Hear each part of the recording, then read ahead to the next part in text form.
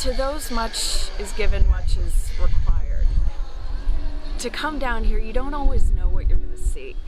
And, you know, in the United States, we see pups that are, and kittens and, you know, dogs and cats, old and young, everybody that are taken care of and loved, and, you know, they have access to medical treatment. And down here, you have the same love and the passion from their owners, but they don't have access to the medical treatment. And in the Galapagos, this is the first hospital, and this is the first place for these owners who want to do best by their animals and their pets, you know, to get the spays and neuters or get the lesions fixed up. And the case that really hit me the hardest was seeing this one dog that came in today with a neurological issue of some sort, and he was chained because he was a little bit unruly and the owners just didn't know what to do, and he was chained and the chain was just getting into his neck, and nobody, no animal should be chained. And I had the moment to put the leash and the harness on and cut the chain, and that's what this is about. In my wildest dreams, I never thought this would be something that I would be able to do in my life. Over 3 days, we did 271 surgeries, I think, which worked out to about 55 surgeries per surgeon. We had 5 surgeons, so each of us did, on average, 55 surgeries in 3 days, which is mildly mind-blowing. It kind of brings you back to why you got into veterinary medicine, like just to help a community. It is so rewarding.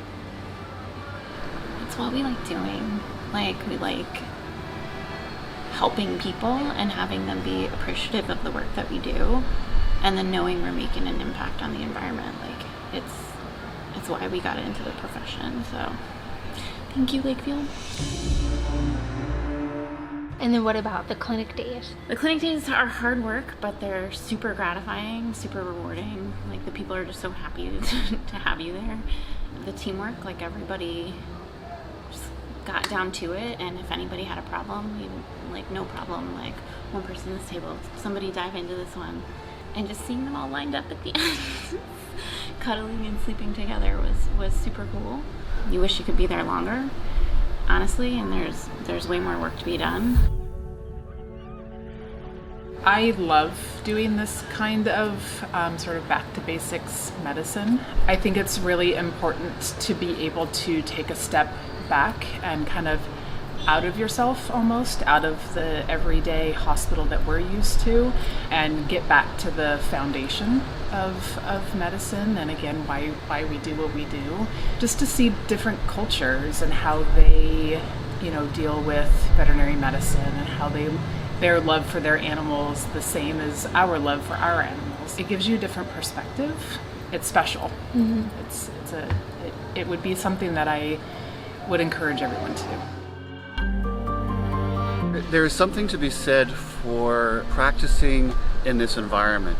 You're using the skills that you have learned not only in school, but the skills that you have learned within practice, and it really is the art of veterinary medicine.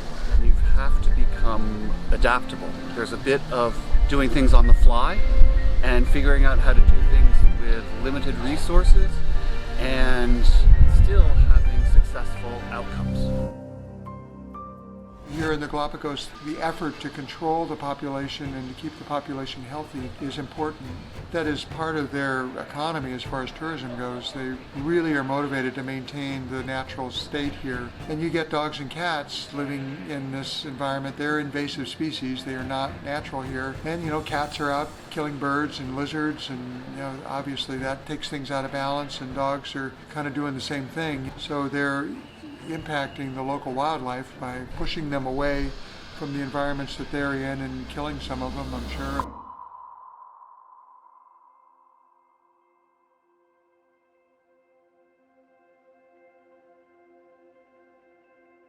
Any opportunity that I get, I take it to teach someone something. Because I remember how good it felt for me anytime I learned to do something new, or anytime I got trusted to try something that I didn't have experience with. Just being able to take people such as Emily or Maddie or Molly and teach them how to do something that I do in my work every day that brings me so much joy. Just let them try it, let them do it, let them experience. And I could tell that as they were doing some of these tasks, like they just felt so good too.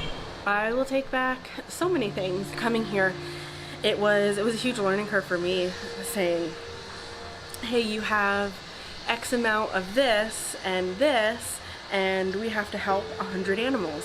Like, we have to figure out how to conserve, how to be wise with our resources, and so that we can help as many animals as possible.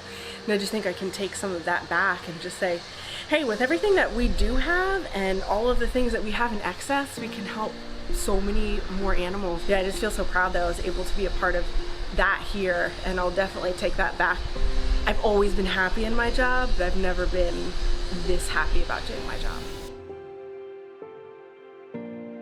Your name? Oh yes, Emily Arnold. And can you describe your experience during clinic days? I'm not, a veterinarian or a technician. My background's in marketing. I've done that my whole life. So I'm new to the industry, and I think one thing that I would definitely take back with me is to definitely come on this trip, because it's just such a unique opportunity to be able to experience what someone else does professionally. You don't usually get that in life. It challenges you, it pushes you to do something totally different outside of your comfort zone, and then it just gives you a new appreciation and understanding of what our veterinarians and technicians and assistants have to do. And I think that's just so important to have that, especially when you're working in the industry. Our group, I feel like, has formed a really awesome bond, and I've made some friendships that I know I'll keep for a long time, so I'm really excited, that we have that shared experience, because you also don't really get that very often in life either. It just really reinforces why I'm so thankful to be a part of this industry and Lakefield, and for giving them the opportunity for me to experience this. I strongly encourage anyone to come out on this trip, because it's definitely life-changing. As you walk up the little cobblestone street and you look at our new hospital that we've helped create, to the right of our door of the hospital there's a larger tan-colored female dog, and then a smaller little black dachshund type dog. And for whatever reason, that female just stole my heart. She is so sweet, and we've connected right off the bat. So not only did I have fun talking to her through the fence as a local neighbor to our hospital, I ended up being the one that was her surgeon. Lakefield is such a special group, as they are truly family owned. So much so that the owner, Maddie, came over to help us. She put on a scrub top, she put on mask and gloves, and she jumped right in. So we have, from the direct family owners to every person under the umbrella of Lakefield, coming together.